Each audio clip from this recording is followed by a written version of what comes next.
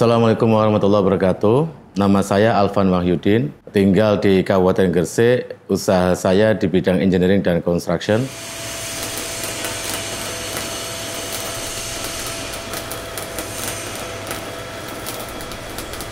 Jadi sebenarnya begini, kalau kita niatkan membuka usaha itu hanya untuk mendapatkan kekayaan, maka kita akan benar-benar berat menjalankannya. Kita akan seperti kayak orang kerja rodi gitu ya. Tapi kalau kita niatkan membuka usaha itu untuk kemaslahatan dan memberikan dampak terhadap orang lain, manfaat buat orang lain, insya Allah akan banyak kemudahan. Bahkan hal-hal yang tidak kita pikirkan itu terjadi.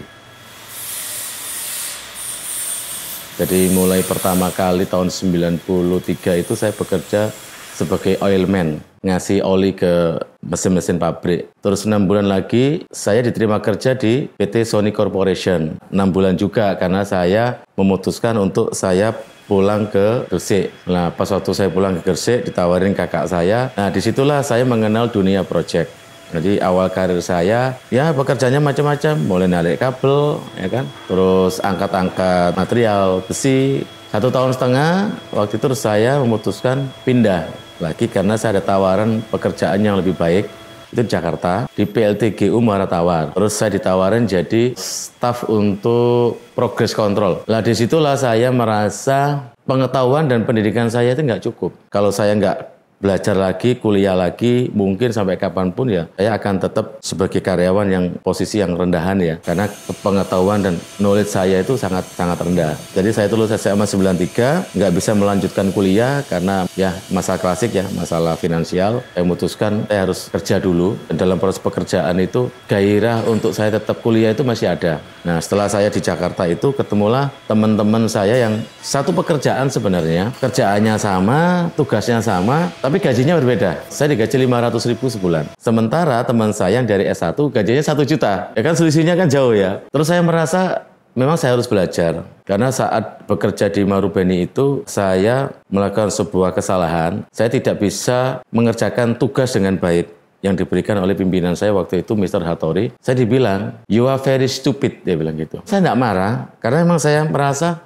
ya memang saya bodoh. Saya memang belum bisa komputer waktu itu. Karena itu saya akhirnya memutuskan untuk setiap pulang kerja saya nggak pulang. Saya di kantor, saya belajar komputer, saya pelajari bagaimana membuat laporan yang bagus dan lain sebagainya. Pas 1 bulan berikutnya saya bikin laporan lagi, dia kaget. Dia bilang, this report is very excellent.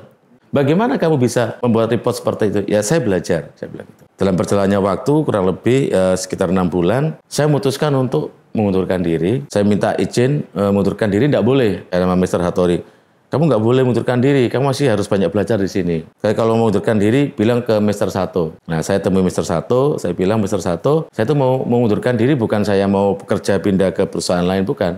Tapi saya pengen belajar, karena saya merasa ilmu saya ini belum cukup. Saya harus mendalami ilmu lebih dalam lagi supaya saya punya peluang atau punya kesempatan untuk saya bisa berkarir lebih baik lagi. Ya sudah, kalau kayak memang tujuan kamu itu, saya setujui. Dari Jakarta saya pulang, terus saya ngomong ke kakak saya waktu itu, yang support saya ya, dia bilang, yaudah kalau kamu mau kuliah, aku punyanya cuman ini, punya kalung sama gelang ini. Siapa tahu ini bisa dipakai buat DP kan gitu ya. Udah saya cari-cari informasi, ada beberapa pilihan, ada di, kan waktu itu saya mau ikut UMPTN kan udah nggak bisa, udah lewat kan gitu ya. Karena waktu saya mau ikut UMPTN itu, saya pamitan sama ibu, Bu, saya ikut UMPTN ya. Ibu saya nggak bilang jangan atau tidak, dia cuma bilang kalau kamu diterima, biayanya dari mana. Dari situ saya melihat, oh saya nggak mau ngerepotin ibu ya, karena waktu itu juga bapak saya sudah nggak kerja, ibu saya cuma ibu rumah tangga, kadang ibu dapat uang dari pijet ya. Dari situ saya mikir, kalau saya kuliah di Malang, saya mau kerja apa nih sambil kuliah? Ya, akhirnya saya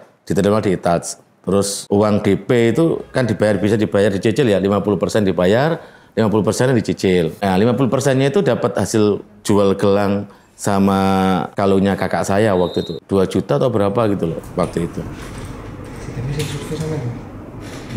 Untuk saya memenuhi kebutuhan saya sehari-hari, saya kerja. Jadi sales mainan anak-anak. Mungkin waktu itu sangat terkenal dengan mainan Tamagotchi waktu itu kan. Saya digaji 5.000 sehari. Gaji 5.000 itu cukup untuk buat makan 3 kali. Namun fisik saya nggak kuat karena saya harus keliling setiap hari muter-muter Surabaya. Waktu itu ya kerja sampingan aja, saya betulin elektronik. Jadi kan saya punya keahlian misalkan betulin TV, betulin radio, betulin alat-alat rumah tangga gitu. Lumayan dapat uang dari situ. Saya tuh masih ingat betul waktu saya kuliah itu sehari cuma makan 2 kali, Mas. Jadi kalau pagi itu saya cuma makan susu sama roti. Jadi kalau pagi jam-jam 10 saya makan itu, nanti kira-kira siang baru makan nasi lah ya. Itu pun saya masak sendiri kan itu. 98 krisis, keluarga saya nggak ada yang kerja. Kakak-kakak saya nganggur semuanya, termasuk kakak saya yang di Bali juga nggak dapat tamu. Ya akhirnya dia bilang kakak saya, Van, mohon maaf kakak nggak bisa bantu kamu lagi, kamu cari uang sendiri.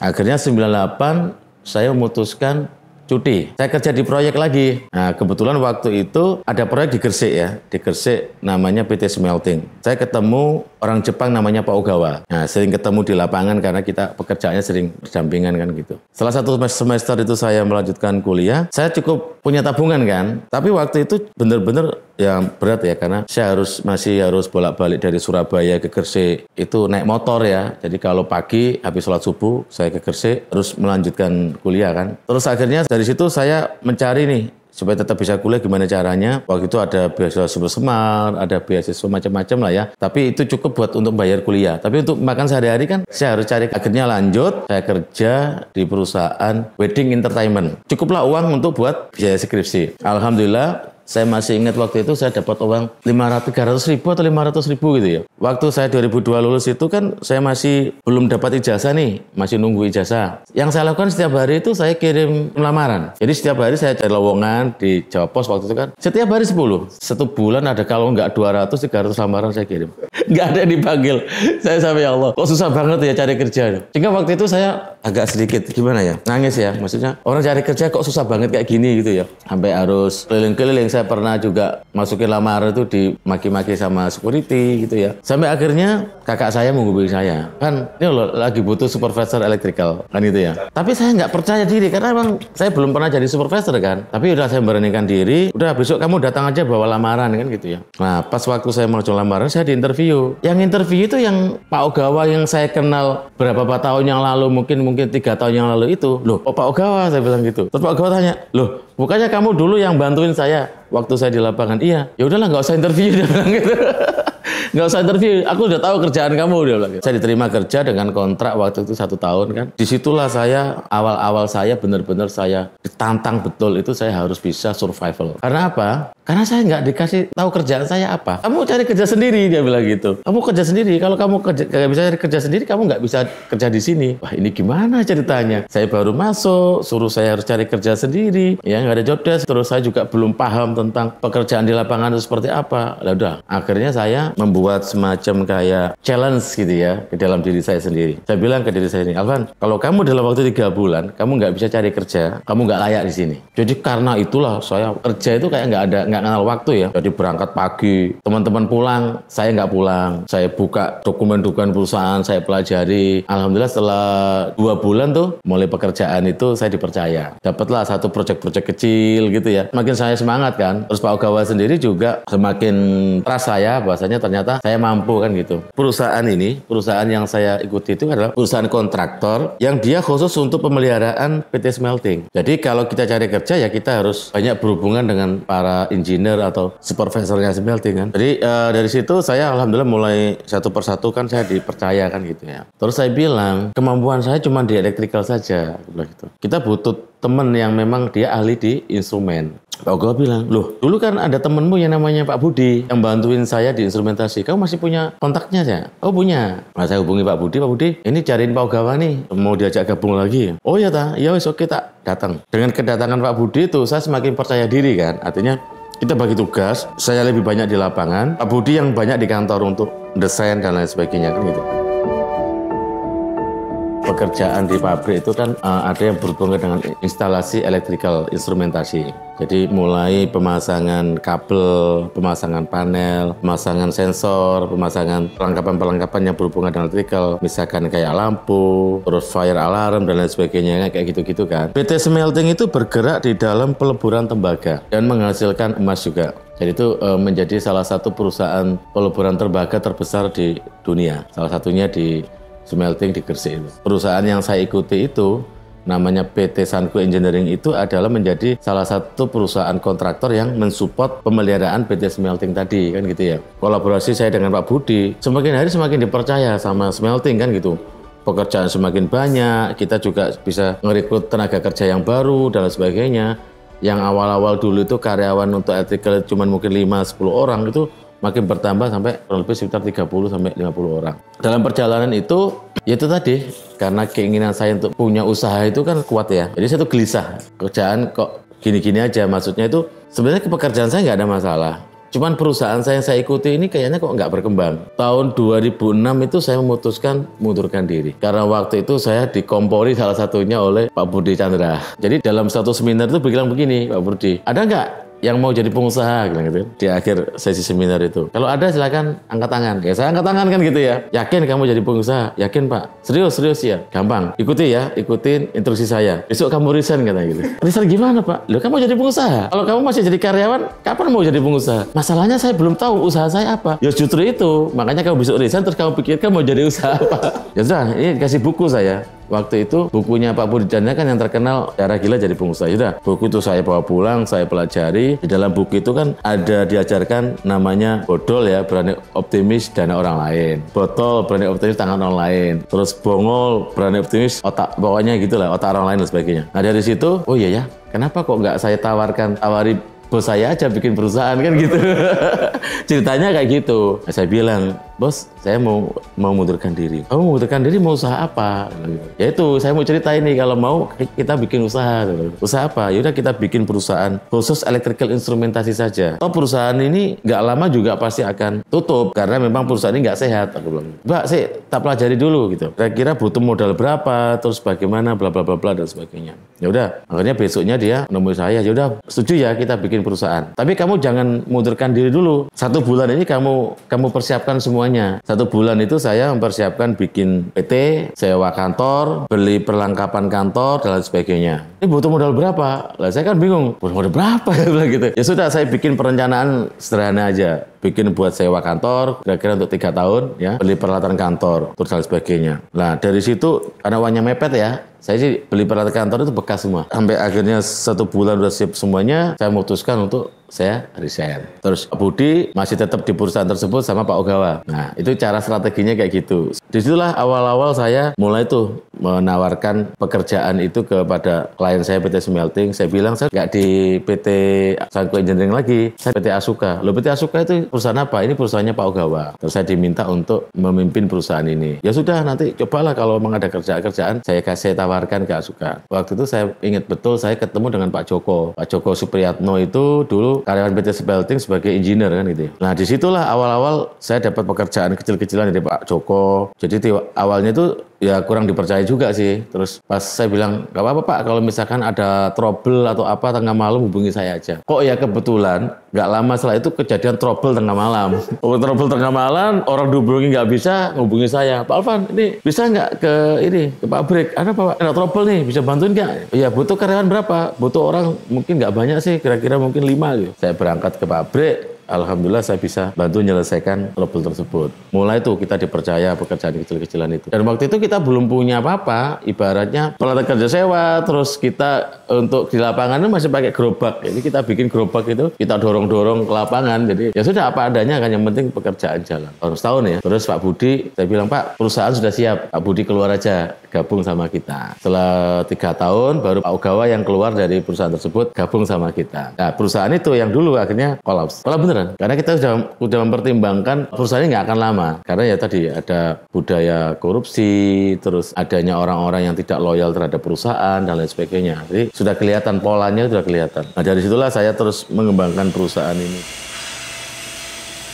Dulu itu awal-awalnya cuma rumah aja, rumah tipe 36, kecil sekali. Cuma ada ruang tamu dan ada 2 kamar, yang 2 kamar, 1 kamarnya dipakai buat saya kantor, yang ruang tamunya pakai buat staff. Jadi cuma ada 3 ruangan itu aja. waktu itu. Akhirnya kita berkembang setelah 2 tahun, kalau nggak salah waktu itu karyawan nambah, staf nambah, kita sewa yang rumah lebih besar lagi, tipe 45. Nah, rumah itu akhirnya kita beli. Ya, rumah tipe 45 itu kita pakai buat mes karyawan. Terus kita beli ruko, 2 ruko lebih besar yang sekarang kita tempati ini. Jadi saya masih ingat betul tahun 2010 itu karyawan masih sekitar 50 orang lah ya. 50 orang, dan kita juga belum mengerti tentang manajemen, belum mengerti tentang penggajian yang baik, belum mengerti tentang sistem dan lain sebagainya kan. Nah, setelah pindah ke kantor kita ini, saya mikir, nah ini kalau perusahaan ini nggak punya sistem, nggak punya SOP, nggak punya macam-macam, loh gimana nanti kalau perusahaan ini besar? Akhirnya, ya itulah beruntungnya kita bergabung di komunitas TDA ya. Jadi waktu itu saya ada undangan di Surabaya, kumpul-kumpul teman-teman TDA. Terus di dalam pertemuan itu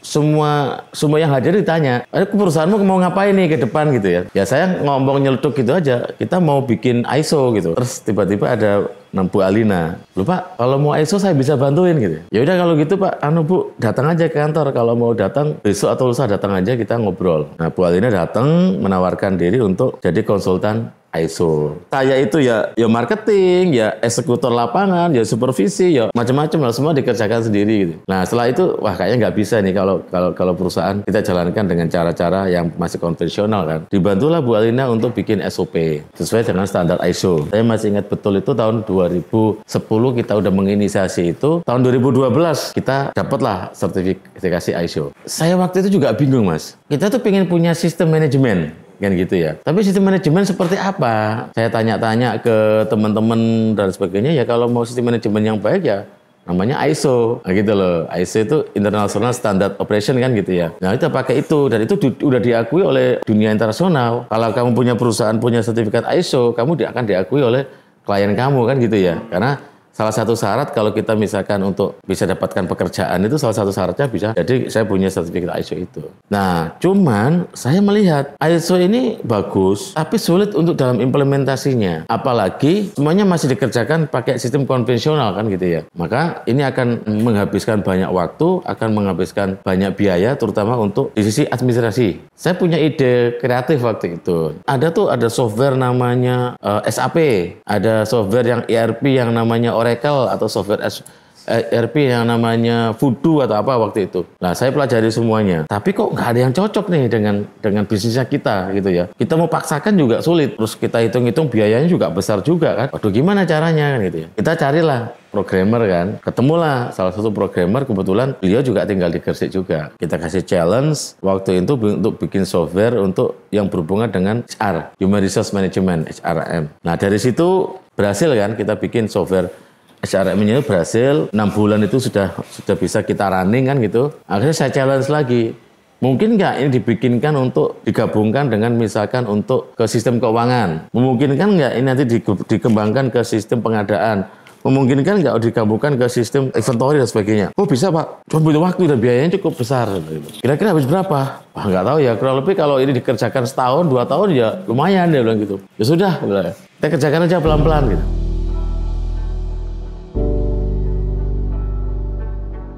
Ya alhamdulillah 2012 kita udah mulai menginisiasi software itu. 2012 udah selesai. Terus tanya, Pak ini dikasih namanya siapa softwarenya? Lah saat itu saya itu pernah pergi ke Thailand atau ke Jepang ya, saya masih ingat. Ada namanya AIS. Terinspirasi dari situ, kenapa software itu nggak dimakan AIS saja? Asuka Integrated System gitu.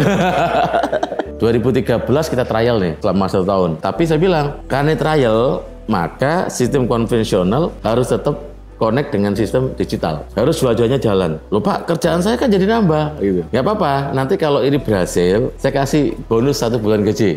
Ya gitu kan. Kerjakanlah pelan-pelan bla bla bla bla bla bla bla bla. Akhirnya berhasil. 2014 itu sistem konvensional dengan sistem digital itu sudah sinkron. Udah sama nih. Titik komanya sama dan lain sebagainya sama kan gitu. Ya sudah, 2014 konvensional udah nggak dipakai lagi. Kita semuanya udah digital. Nah, karena ini masih butuh maintenance, saya bilang tuh ke yang programmer tadi, kamu tetap kita kontrak ya. Kita kontrak untuk supaya software ini tetap dikembangkan. Tapi daripada nanti kita kontrak, gimana nggak kita bikin perusahaan aja untuk pengembangan ini. Nah, dulu itu kita bikin nama perusahaan namanya Asuka Kinetic Indonesia. Jadi khusus untuk software itu kan. Tapi dalam perjalanannya ya perusahaan itu nggak berkembang, tidak bisa menghasilkan keuntungan. Akhirnya saya tutup, terus beberapa programmer kita rekrut. Ya, jadilah sekarang software itu yang benar-benar membantu kita di dalam sistem operasional itu sampai dengan hari ini. Kita itu tidak melihat besar atau kecilnya karyawannya, jumlahnya ya, tetapi semuanya sesuai dengan kebutuhan. Jadi kita mengalir saja. Memang tapi saya punya tujuan dulu waktu saya membuat usaha itu, gimana kita bisa sebanyak-banyaknya kita bisa mempekerjakan orang kan gitu ya. Supaya kita bisa memberikan lapangan pekerjaan, terus juga menjadi penyalur rezekinya buat orang lain kan gitu ya. Jadi setelah tadi saya ceritakan tadi itu, di tahun 2010 itu kan kita masih 50 orang. 2013 itu masih sekitar ya kurang lebih sekitar 100-an lah. Tapi setelah itu, karena kita udah punya sistem, udah punya SOP ya kan, udah punya sistem manajemen yang baik, punya sistem marketing yang baik, itu terjadi lompatan yang cukup signifikan. Sebelum COVID itu, 2019 itu kita udah mencapai 700 orang. Jadi tahun 2013-14 baru 100 orang, terus kira-kira 4 tahun lagi itu kita sudah mencapai 700 karyawan ya. Tapi karena COVID, kita ada penurunan dari 700 itu turun jadi 500. 2020 turun 500, 2021 naik lagi, sekitar 750-an lah, sama dengan tahun 2019. Tahun 2022 terjadi lompatan tuh. Karyawan dari 700 itu menjadi 1.200. 1.200, 1.300. Kalau sekarang itu sudah sampai 1.800. Tapi kabar baiknya bulan depan ini nambah 1.400. Ya karena memang banyak pekerjaan yang harus kita tangani. Dan memang jumlahnya juga lumayan besar. Jadi kemungkinan besar ya sekitar 3.200-an lah. Kegelisahan saya ya waktu itu. Tahun 2006 saya masuk smelting, 2008 saya gelisah. Kalau saya hanya mengandalkan smelting saja, ini perusahaan nggak akan bisa berkembang. Gimana kalau sesuatu terjadi dengan smelting? Kan gitu ya. Pasti akan ada gejolak nih di perusahaan kita. Apalagi persaingan di smelting kan juga cukup ketat kan gitu ya. Akhirnya 2008 itu saya memutuskan cari pekerjaan yang lain di luar smelting. Kebetulan sebelahnya smelting itu ada PT Linde. Saya tawarkan lah. 2008 saya masih ingat gitu. Cuman waktu di Linde itu kalau kamu hanya mengandalkan electrical instrument saja nggak bisa. Kamu harus punya kemampuan di bidang mechanical dan piping. 2008 itulah kita bikin salah satu divisi mechanical dan piping. Ya akhirnya jalanlah. Mulai keluar dari smelting, kita dapat klien baru namanya Linde. Dari Linde ini, itu kita berkembang lagi. Saya bisa mencoba untuk cari pekerjaan bukan hanya di wilayah Gresik ya, tapi kita mencoba untuk di wilayah di luar Gresik. 2012 itu kita mulai tuh ekspansi ke Cilegon. Cuman sebelum ekspansi ke Cilegon itu kita 2010 udah membangun jenis bisnis baru namanya Civil and Construction. Nah terus akhirnya berkembang dari satu perusahaan ke perusahaan yang lain. Ya sekarang kalau boleh dibilang ya ada aja kalau mungkin 40 klien kita. Klien tetap kita. Lebih. Yang maksudnya klien tetap itu yang setiap waktu tetap butuh dan menawari pekerjaan ke kita. Kalau semuanya harus dikerjakan oleh Asuka Engineering, itu malah Asuka Engineeringnya nggak fokus. Terlalu banyak yang diurusin, sehingga nanti malah akan mengakibatkan kita nggak fokus, sehingga banyak item pekerjaan yang tidak bisa kita selesaikan dengan baik, kan gitu ya. Maka supaya fokus, hal-hal yang bisa kita pisah atau kita keluarkan daripada jenis bisnis kita ya kita keluarkan. Makanya tahun 2014 kalau nggak salah itu kita bikin anak perusahaan namanya Asuka Rental Indonesia. Nah, Asuka Rental Indonesia itu mensupport semua kebutuhan kendaraan yang ada di perusahaan ini. Nah, 2018 atau 2019 itu saya masih ingat, kita bikin satu anak perusahaan lagi namanya Sakacita Makmur. Nah, karena banyaknya peluang tawaran untuk kita bisa suplai material, nah kalau itu dikerjakan oleh Asuka Engineering, itu malah jadi nggak fokus. Kita akhirnya bingung antara mau ngambil suplai material saja atau kita mengerjakan proyeknya kan gitu. Makanya kita bikin anak perusahaan namanya Sakacita Makmur itu fokus ke suplai material dan suplai tenaga kerja. Jadi kalau misalnya kita kekurangan tenaga kerja, kita minta ke anak perusahaan supaya kita disupport. Nah, itu. Tapi untuk sementara itu hanya spesialisasi di tenaga untuk HSE, untuk safety kan itu. Tahun 2020 itu kalau lagi COVID, lagi banyak orang butuh oksigen. Di situ saya mulai ada ide untuk bikin perusahaan suplai gas, namanya PT Asogas. Awalnya dulu niatnya untuk membantu masyarakat supaya mereka tidak kesulitan untuk mencari gas oksigen, ya kan? Waktu COVID itu akhirnya menjadi sebuah bisnis baru untuk kita bisa suplai gas ke industri-industri. Itu tahun 2020. Nah, tahun 2024 kemarin itu kita bikin satu anak perusahaan lagi namanya Asuka Intiblas Indonesia. Karena saya melihat kebutuhan untuk sunblock painting itu besar sekali. Cuman waktu itu kan saya bingung, saya kerjasama dengan siapa ya yang paham tentang bisnis ini. Nah, kok kebetulan ada teman yang memang dia ahli di bisnis sunblock painting itu. Itulah Mas. Kadang-kadang kita itu hati-hati dengan doa kita ya.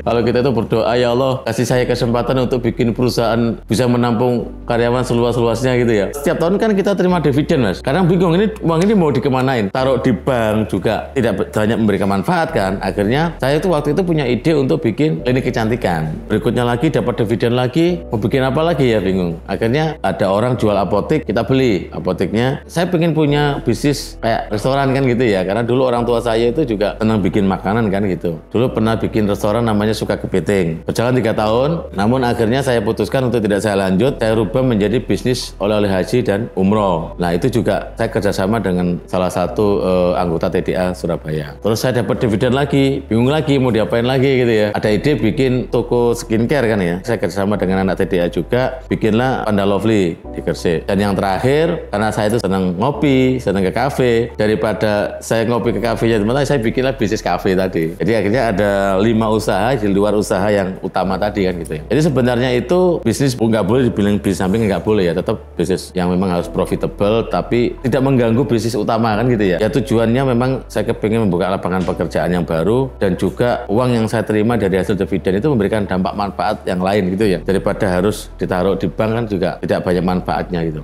Ya memang pasti itu akan terjadi Mas ya. Usaha apapun itu kalau boleh dibilang itu usaha kan misteri ya. Tidak ada jaminan bahwasanya usaha yang kita bikin itu bakal sukses kan gitu ya. Tapi kita kan sudah belajar nih dari bisnis-bisnis yang sebelumnya kan gitu. Ya saya meyakini kalau kita kerjakan dengan serius dan dikerjakan dengan profesional, orang-orang yang profesional, ya pasti bisnis itu akan berjalan dengan baik. Kan gitu ya. Apakah ada yang gagal? Ya banyak. Dulu sama kakak saya bikin bisnis, bikin roti. Itu ya gagal, nggak berjalan. Perkebunan sengon di Lumajang, itu juga nggak berhasil. Peternakan kambing, itu juga nggak berhasil. Bebek juga nggak berhasil gitu ya. Ya semua itu memang ada risikonya kan ya. Tapi nggak ada kesuksesan tanpa melakukan sebuah kesalahan. Pasti kita pernah melakukan sebuah kesalahan karena pasti kita gagal gitu ya. Tapi dari kesalahan dan kegagalan itulah kita bisa banyak belajar. Ya, alhamdulillah makin kesini setiap usaha yang saya bikin ya alhamdulillah ya berjalan dengan baik. Kalau kita niatkan membuka usaha itu hanya untuk mendapatkan kekayaan, maka kita akan benar-benar berat menjalankannya. Kita akan seperti kayak orang kerja rodi gitu ya. Tapi kalau kita niatkan membuka usaha itu untuk kemaslahatan dan memberikan dampak terhadap orang lain, manfaat buat orang lain, insya Allah akan banyak kemudahan. Bahkan hal-hal yang tidak kita pikirkan itu terjadi. Karena pasti akan doa dari orang-orang yang kita bantu, ya kita kasih kerjaan tersebut, itu pasti mereka juga doa usaha kita akan tetap jalan. Ya kan itu pertama. Yang kedua juga karena kita itu niatnya untuk kebaikan. Jadi kita tuh nggak capek, nggak lelah gitu ya. Jadi kalau misalkan tadi uang hilang ya sudah memang niatnya untuk kebaikan kok gitu ya. Pasti akan diganti dengan kebaikan yang lain kan gitu aja. Tapi kalau kita niatkan itu hanya keuntungan, ketika kita nggak mendapatkan keuntungan, kita pasti akan sedih. Kita loh kok uang saya hilang, uang saya kok nggak jadi. Ya, pasti akan seperti itu. Tapi kalau kita niatkan kebaikan ya insya Allah nggak akan ada kecewa atau merasa kehilangan gitu ya. Karena saya meyakini apa yang diberikan Tuhan kepada kita itu sebenarnya kan titipan semuanya. Tinggal bagaimana kita mengolah titipan itu dengan baik kan gitu ya. Kalau kita bisa mengolah titipan dengan baik, Tuhan pasti akan nitipkan yang lebih besar lagi ke kita kan gitu. Satu hal yang Bapak saya itu selalu mengingatkan dan juga Ibu saya selalu mengingatkan, dimanapun kamu berada, jangan tinggalkan sholat dan jaga kejujuran. Makanya ketika saya membangun perusahaan ini, hal yang paling utama itu adalah integritas, kejujuran. Saya bisa jadi seperti ini juga karena dipercaya orang kan gitu. Modal saya dimodalin kan waktu itu ya. Nah kalau misalkan saya tidak bisa menjaga kejujuran dengan baik, orang juga nggak akan trust ke saya kan gitu. Dan yang tadi yang perlu kita tekankan bahwasanya tidak ada satu perusahaan pun yang sukses kalau dia tidak menerapkan integritas menjadi penopang utama. Tidak ada satu negara pun yang maju, tapi kalau budaya korupsinya masih dibiarkan merajalela. Kan sudah terbukti. Contoh negara kayak Singapura dulunya, ini kan negara kecil, negara yang nggak punya apa-apa, tapi dibangun tentang kejujuran, integritas, terus sistem administrasi yang baik, sekarang menjadi negara yang sangat maju. Tapi ada negara yang punya segalanya, tapi tidak dibangun dengan nilai-nilai yang positif, misalkan budaya korupsinya masih dibiarkan merajalela, terus budaya tidak efisiensinya juga dibiarkan begitu saja. Ya, negara itu sekarang menjadi negara miskin. Kan gitu. Terus kreativitas itu semuanya kita elaborasi, setiap waktu kita selalu ingatkan pentingnya itu menjadi value atau menjadi akar pondasi kita. Ya alhamdulillah satu persatu orang akhirnya ngikut. apakah ada orang yang nggak mau ikut? Banyak. Jadi banyak orang yang ketika masuk di perusahaan kami nggak cocok. Tapi bagi orang yang memang punya visi yang sama, dia merasa nyaman di sini. Karena benar-benar di sini semuanya transparan, nggak ada yang sembunyikan. Ke karyawan, ke stakeholder, kemana kita terbuka semuanya. Kalau perusahaan profit ya mereka tahu. Kalau perusahaan rugi juga mereka tahu gitu. Jadi akhirnya banyak orang, banyak karyawan yang dulunya mungkin skeptis, apatis, mereka jadi mau ngikutin cara berpikir kita atau cara kerja kita. Saya kan dilahirkan dari keluarga yang nggak mampu ya. Ketika ibu saya melahirkan saya itu, bapak saya umurnya sudah 60 tahun. Dan benar-benar dari keluarga yang nggak mampu. Kakak saya itu sekolahnya cuma bisa sampai SMP. Cuman karena memang keinginan yang kuat ya. Ada sebagian kakak saya itu yang karena keinginan yang kuat dia bisa kuliah dengan biaya sendiri. Jangankan buat kuliah ya, buat makan aja susah. Saya waktu kuliah itu sering nggak makan. Saya sering numpang teman saya. Supaya saya bisa makan itu saya membantu teman saya untuk mengerjakan skripsinya. Itu saya benar-benar merasakan betul kondisi seperti itu. Dan yang saya agak down itu kan, saya SMA itu kan mulai kelas 3 itu kan saya sudah ikut bimbingan UPTN. Guru-guru saya itu sudah ngomong, kamu kemungkinan besar akan lolos ke negeri kan gitu. Waktu itu salah satu universitas atau yang saya kepinginan ITS kan waktu itu. Nah cuman ketika saya ngomong ibu saya mau daftar UPTN, ibu saya bilang, kalau kamu daftar UPTN itu dapat biaya dari mana? Ya sudah, akhirnya saya memutuskan untuk saya nggak kuliah, terus saya memutuskan untuk kabur ke Jakarta kan gitu. Dalam proses itu ya antara kecewa, marah, ya kan, kecampur aduk. Karena keinginan untuk bisa kuliah itu nggak bisa kan itu. Tapi marah ke siapa? Ke orang tua, ya kan? Kan orang tua saya juga mungkin juga sudah mengusahakan, tapi kan memang nggak ada biaya kan. Ya sudah, akhirnya saya menerima kondisi itu dan Allah mengizinkan saya 4 tahun setelah itu baru bisa kuliah. Waktu sanawiyah itu SMP itu ya, saya itu kalau berangkat sekolah itu saya harus naik perahu dulu karena nyebrang Sungai Bengawan Solo itu. Habis itu terus saya jalan kaki kurang lebih sekitar 2,5 kilo atau 3 kilo jalan kaki. Dan saya pergi sekolah itu nggak bawa, kalau mungkin teman-teman saya itu kan dibawain uang saku atau gimana, ya saya nggak ada uang saku ya, saya cuma ngelihat teman saya yang jajan, teman saya makan ya saya, kalau ada teman saya yang baik hati saya diajak jajan, kalau enggak ya sudah, saya terima. Kalau misalkan pengen air minum ya saya, misalnya kalau di sana kan dekat air buat wudhu itu ya saya minum dari air itu. Ya benar-benar ya apa adanya lah. SMA jarang naik perahu karena agak jauh kan. Kadang-kadang gandol trek, gandol mobil pickup atau apalah. Dan saya masih ingat betul itu saya pernah jatuh dari truk itu karena saya minta berhenti itu nggak diberhentiin gitu ya. Dor Pak, berhenti, masih kenceng aja. Ya saya akhirnya lompat, ya jatuh, ya keselio. Jadi sampai sekarang pergelangan kaki saya ini kalau dipakai jalan sering sakit, kumat karena dulu sering lompat itu sampai ke selio kayak gitu sering sekali gitu. Tapi semuanya itu ya saya nikmati saja sebagai proses yang harus saya lewati. Kalau mungkin saya dulu dilahirkan dari keluarga yang serba ada, mungkin saya nggak struggle ya. Mungkin saya orangnya cengeng atau manja gitu, sedikit-sedikit mengeluh gitu ya. Jadi dengan kondisi saya bangun perusahaan ini dengan berbagai macam kendala, berbagai macam masalah itu saya hadapi dengan tenang aja. Karena saya pikir ujungnya pasti akan baik.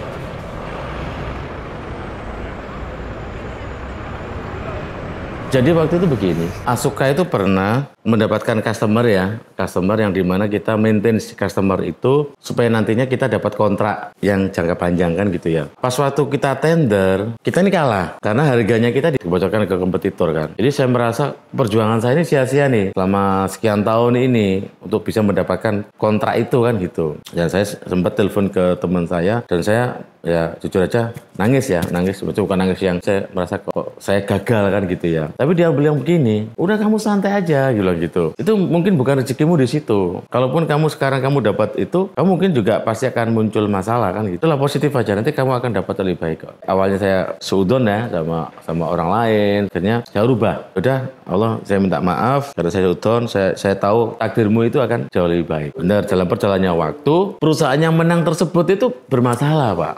Karena bermasalah, ya otomatis panggil kita lagi kan. Lah karena kita panggil kita lagi ya kita bilang kalau mau ngikutin harganya itu ya kita nggak bisa Pak, nggak mungkin gitu loh. Ya udah nggak apa-apa, yus ngikuti hargamu aja. Lah itulah dari situ ya kalau kita itu selalu berpikir positif tentang segala hal, pasti akan ada kebaikan dalam bisnisnya kita itu seperti itu. Jadi Asuka ini punya 8 prinsip ya, 8 prinsip budaya kerja. Yang pertama itu integritas. Jadi integritas itu ya kita menjaga kejujuran, kita juga menyampaikan informasi kepada pelanggan itu apa adanya. Contoh misalkan kita beli harga 100, ya kita ngomong apa adanya, kita harga 100, tapi saya ngambil profit sekian ya gitu. Kadang-kadang yaudah Pak, saya dapat harga sekian, saya mau dikasih profit berapa, kita tawarkan kayak gitu. Oh anu aja 10%, ya udah kita terima. Kadang-kadang, nggak apa-apa Pak, ambil aja 15% gitu. Kadang yang lucu itu, mereka bilang, Pak, saya mau beli barang ini. Cuman kita kan nggak bisa nih belinya cash. Bisa nggak dibelikan sama Asuka? Nanti Asuka ngambil manajemen fee-nya. Oh iya Pak, kita belikan. Sering banget kayak gitu. Terus yang kedua adalah trust, membangun trust. Baik itu kepercayaan terhadap customer, juga kepercayaan terhadap karyawan sendiri juga. Trust ini jangan dipikir, oh kita perusahaan harus trust kita. Enggak. Antara perusahaan dengan karyawannya harus dibangun trust. Nggak boleh ada hal-hal yang disembunyikan. Makanya kita transparan betul di perusahaan itu. Dan yang ketiga adalah komitmen. Jadi kontrak-kontrak yang sudah kita sepakati, baik kontrak kita dengan customer atau kontrak kita dengan karyawan juga harus jaga. Jangan sampai kalau kita sudah membuka tanda tangan, terus kita di tengah jalan kita tuh menganulir atau kita nggak menyepakati gitu ya. Walaupun kadang-kadang ya menyakitkan juga gitu ya. Dengan kontrak-kontrak yang sudah kita tanda tangan itu. Bahkan saya sampai pernah rugi sampai 50% itu juga pernah mengalami gitu ya. Miliaran itu pernah mengalami kerugian. Iya. Tapi harus diselesaikan. Ya harus selesaikan. Komitmennya harus tetap jaga. Jangan sampai ada satupun pekerjaan yang kita nggak bisa selesaikan. Saya pernah dapat proyek itu nilainya 8 miliar. Ruginya 4 miliar. Iya sih. Iya, pernah.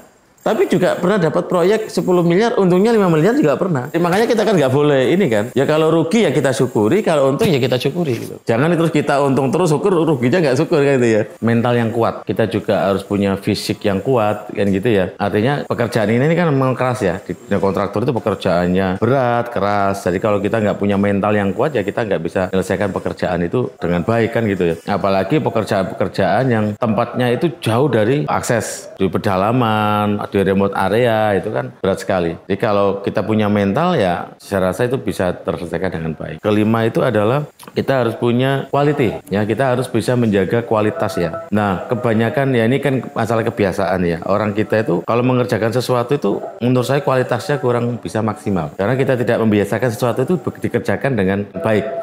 Beda dengan di Jepang. Di Jepang itu bikin hal sekecil apapun aja itu benar-benar maksimal gitu ya. Nah kita membiasakan segala sesuatu kalau bisa dikerjakan secara maksimal sehingga menghasilkan kualitas yang baik. Karena untuk mengerjakan yang baik dan yang tidak itu sebenarnya nggak terlalu banyak biaya kosnya gitu. Cuman ini hanya masalah mindset. Bagi orang kita itu kebanyakan, oh gitu aja cukup gitu ya. Tapi mungkin bagi klien kita nggak cukup. Nah kita harus punya standar kualitas yang baik. Maka dari itu setiap pekerjaan itu pasti harus dicek kualitasnya, ada yang bagian QC-nya dan sebagainya sehingga hasil akhirnya itu benar-benar baik. Berikutnya adalah kreatif. Nah, kreativitas itu memang sangat dibutuhkan ya di dalam sebuah bisnis atau usaha apapun lah ya. Tanpa kreativitas maka kita tidak akan bisa bersaing dengan kompetitor kita kan gitu. Terus efisien. Kualitas kreatif aja nggak cukup. Kalau misalkan kita nggak bisa. Contoh misalkan kita bisa menghasilkan produk yang baik, tapi harga kita mahal. Ya, maka ya kita sulit. Apalagi di zaman sekarang ini adalah zaman kompetisi, harga itu menjadi salah satu pilihan, kan gitu. Terutama kontraktor itu biasanya ketika kita membuat proposal itu yang dilihat harganya dulu, baru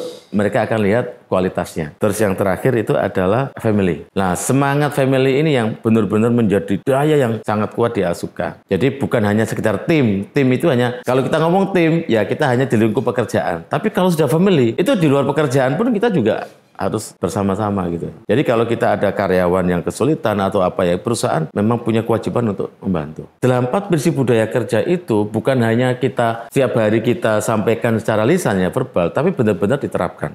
Maka kalau misalkan ditemukan nih teman-teman yang dalam tanda kutip mereka nggak jujur, misalkan korupsi atau mengambil yang bukan haknya, ya pasti akan kita proses. Kalau itu sekiranya berhubungan dengan hukum, ya kita pakai jalur hukum. Dan sudah banyak beberapa karyawan yang masuk penjara. Bukan kita itu kok tega atau enggak ya, tapi kita ini kadang-kadang terlalu, kasihan dan sebagainya. Tapi akhirnya menjadi masalah di kemudian hari. Jadi budaya. Makanya kalau tidak bisa disampaikan dengan cara yang baik, kita proses secara hukum. Di kita ini kita paksa teman-teman harus mau belajar, harus mau berubah. Kalau mereka nggak mau belajar, nggak mau berubah, kita panggil. Kamu mau mengundurkan diri atau diberhentikan? Karena ketika dia tidak mau belajar, dan tidak mau berubah, itu yang rugi dua-duanya. Yang rugi dianya sendiri karena dia tidak mempunyai kesempatan untuk dia berkali lebih baik. Yang rugi adalah perusahaan. Orang yang tidak mau belajar dan tidak mau berubah, dia itu tidak peduli dengan dirinya sendiri. Maka perusahaan tidak punya kewajiban untuk peduli dengan orang itu. Kami percaya nggak semua orang itu yang kita terima itu baik. Pasti di tempat lain mungkin dia punya masalah dan sebagainya. Tapi kita terima, ayo kita mau belajar, kita fasilitasi, mau training apa, pelatihan apa.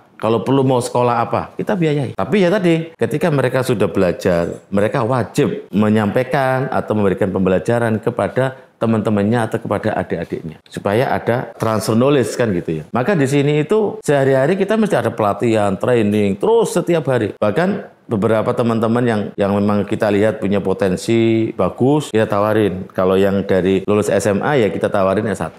Kalau yang S1 ya kita tawarin ke S2. Kita nggak boleh berbisnis itu hanya mengandalkan logika saja. Kita harus berbisnis itu menggunakan value atau spiritualisme. Kita itu punya panti asuhan binaan, Mas. Dan setiap bulan kita donasikan untuk makan-makan buat adik-adik yatim tersebut. Terus kita juga membelikan rumah buat tempat tinggal mereka. Terus untuk pembangunan rumahnya itu juga kita bantu untuk pembangunannya. Terus kita juga ada salah satu sekolah yang kita biayai untuk gaji-gaji gurunya, tapi sekolah tersebut tidak tahu kalau uangnya dari kita.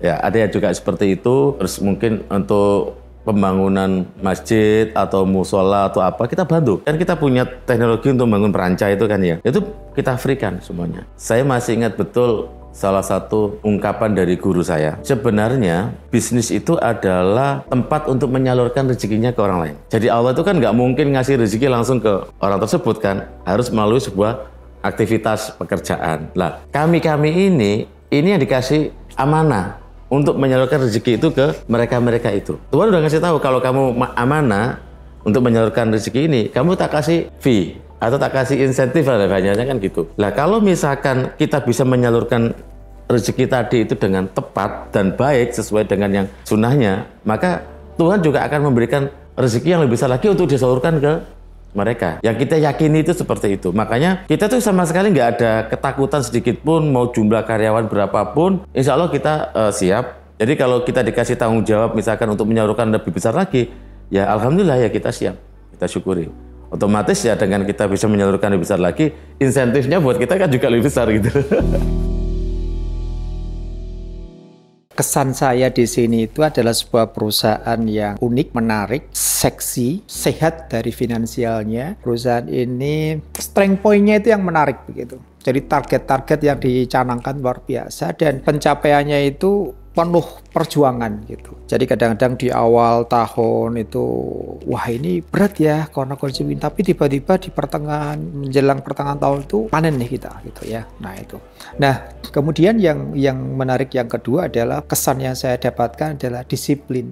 Jadi 8 value di Asuka ini menjadikan saya sangat tertarik banget. Yang ketiga adalah basically adalah Jepang, karena memang foundernya adalah Jepang, didirikan oleh perusahaan orang-orang asli dari Jepang yang kemudian nilainya tidak hilang walaupun secara kepemilikan saham sudah beralih, tetapi secara nilai value-nya itu masih cukup kuat, sehingga betul-betul added value-nya ini yang menjadi saya cukup terkesan berada di sini. Dan tidak ada persaingan yang negatif, selalu sehat. Berkompetisi silahkan, ada karir kok di situ. Dan saya di sini juga banyak hal yang melibatkan diri untuk membuat sebuah sistem yang nanti semua punya hak yang sama untuk berkarir gitu. Siapapun itu. Kemudian pesan saya untuk Asuka adalah tetap kita sesuai nih on the rule kita. Kita saat ini berjalan pada koridor yang sudah benar. Dengan visi kita berkelas dunia, itu sangat mungkin kita akan capai. Dalam kurun waktu beberapa tahun yang akan datang, kita nanti akan menjadi sebuah perusahaan PC, Procurement and Construction, itu di level dunia. Strong dan komitmen. Itu yang luar biasa. Harapan untuk Pak Alvan? Pak Alvan adalah orang yang visioner ya. Jarang orang visioner seperti beliau. Kenapa saya bilang jarang? Banyak orang punya cita-cita tinggi. Banyak ya. Namun tidak semua orang punya cita-cita tinggi dan visioner itu mau memperjuangkan apa yang diinginkan, apa yang diharapkan itu sampai setotal beliau gitu. Jadi beliau itu kalau punya keinginan itu total gitu, totalitasnya tinggi gitu untuk memperjuangkan apa yang dicita-citakan. Dalam kegagalan itu beliau mengisyaratkan itu adalah proses yang tidak sempurna. Supaya bisa berhasil bagaimana? Ya disempurnakan prosesnya begitu. Kurang lebih itu.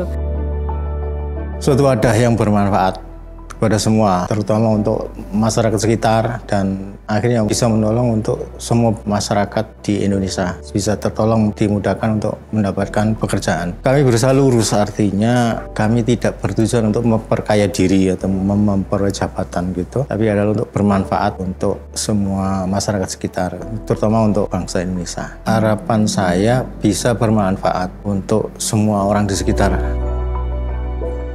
Ya, saya berharap Asuka semakin lama semakin besar.